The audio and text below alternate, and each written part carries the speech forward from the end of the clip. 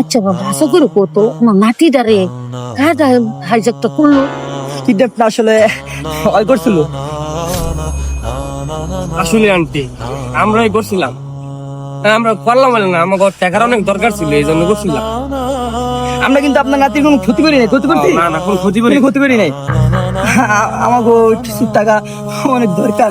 আমরা ভাবছি আপনার বড় লোক মানুষ, হয়তো বা আপনার নাতির যদি আমরা কিতাব করি তাহলে কিছু টাকা আমাকে দিবে। সেই কারণে এই কাজটা করতে আমরা বাধ্য হয়েছিলাম। আপনি রাগ করেন না আন্টি। আচ্ছা বাবা, যাওয়ার হয়ে গেছে। আমি দেখে বুঝছি তোমরা ভদ্র ফ্যামিলি ফুলাফাই, যে কোনো সমস্যা করে কাজটা করছো। আমার মনের থেকে খুশি হইয়া আমি তোমাকে 1 লাখ টাকা দিলাম, এ দিয়া তোমার আম্মু চিকিৎসা করি।